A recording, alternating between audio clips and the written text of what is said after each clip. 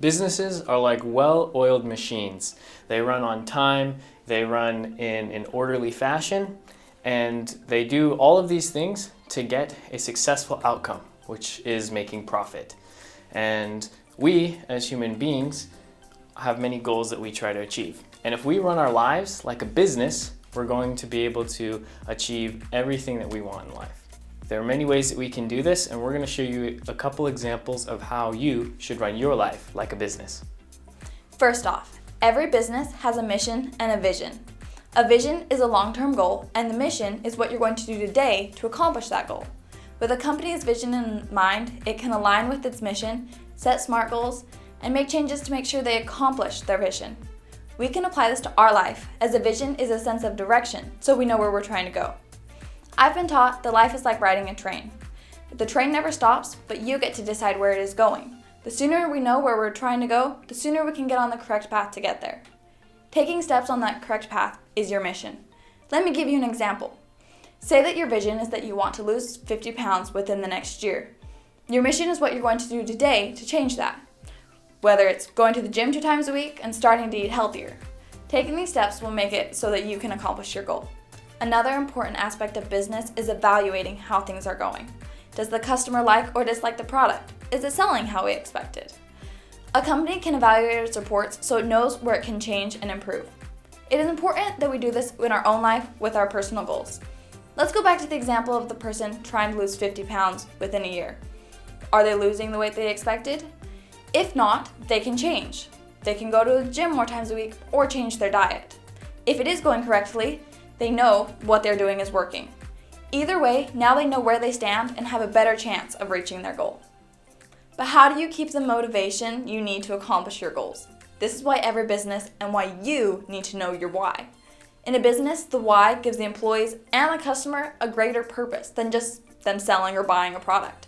In life, if you know why you're doing something, you're much more likely to be passionate about it and put more time and effort into this.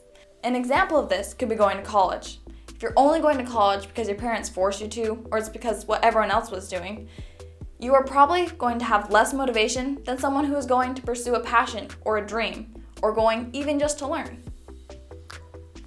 One method that companies use to evaluate how they're doing and how they can do better is what's called a SWOT analysis, and that stands for strengths, weaknesses, opportunities, and threats.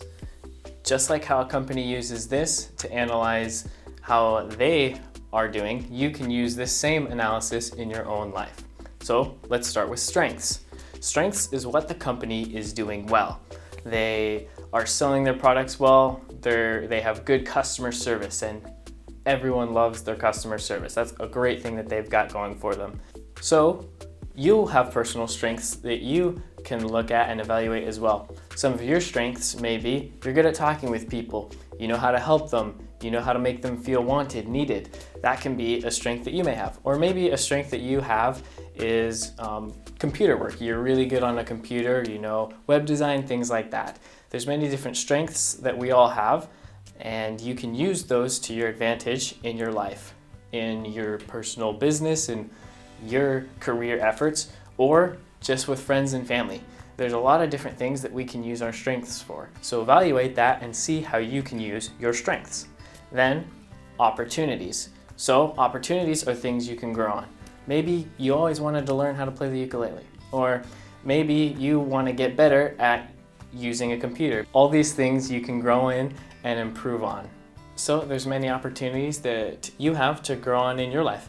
It may be building the relationship with your siblings or your parents, or it may be learning something new. There's a lot of different opportunities that we have to grow and to develop. And so opportunities is a great category of SWOT to analyze in our own lives as well as in a business. The next part of a SWOT analysis is weaknesses. We all have things that we fall short in. We maybe are not that good at English, or we aren't good at talking to people and it's hard for us. We get scared, or maybe we're a bad driver. There's all types of different weaknesses that we all have, and so when doing a SWOT analysis, you can analyze those weaknesses, and those weaknesses can become opportunities, things that you work on to grow in your life and grow in a business. So this SWOT analysis is great for both the business and for us personally. And the last part of a SWOT analysis is threats. There are a lot of different things that we can't necessarily control. A weakness is something that we can control and that we can work on. A threat may be if you're applying for a job and your neighbor down the street is applying for the same job and they have a little bit better credentials. That is a threat. There's many different threats that we have, and that's just something that we have to deal with and be aware of so that we can work on those strengths that we have and continue to grow with those opportunities so that we can combat those threats. All these things combined help us evaluate our lives and to grow into better people. Another important aspect of business is being organized. Here are two very simple examples of being organized and unorganized in business and in day-to-day life. As you can see, they both have similarities.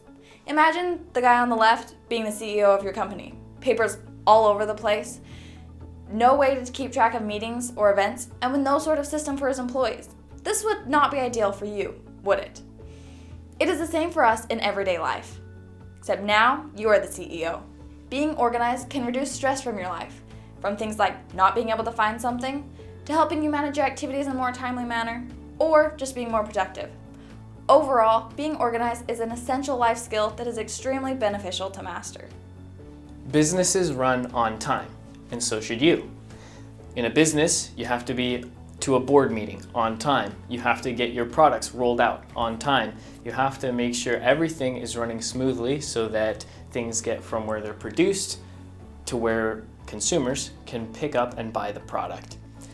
So, if a business runs on time and runs in this orderly fashion, shouldn't you? As people, we have a lot of commitments that we have to keep.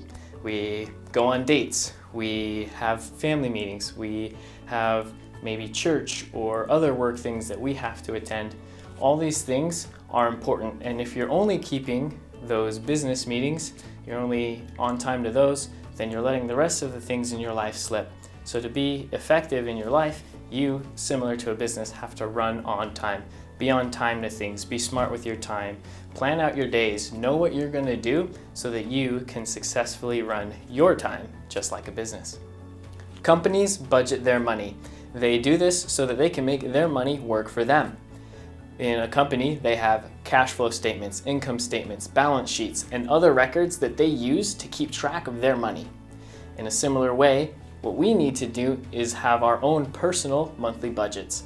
When we do this, we keep track of the money that we are getting and how we're spending that money so that we can more effectively spend it in the future and not put ourselves in any unnecessary debt or financial issues.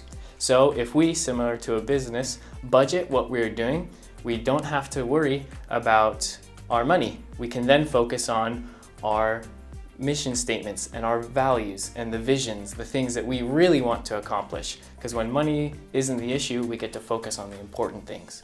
So at the end of the day, in a business, they prioritize the important things. And the important things in a business is making profit. That's their number one goal in a business, and every appendage in a business is to help that goal of making profit. And so, in our lives, we need to prioritize the important things. There's a lot of things that we are thrown into in life.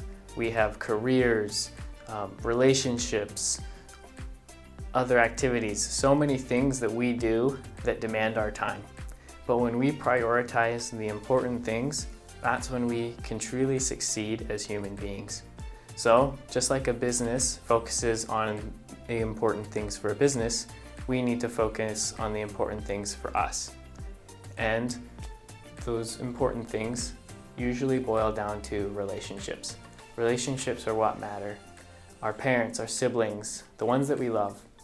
When we take time to focus on them, that's when we're going to have a truly successful life. All the principles that we've talked about today with running a business can help you run a better life, but at the end of the day, focus on the important things. Thank you.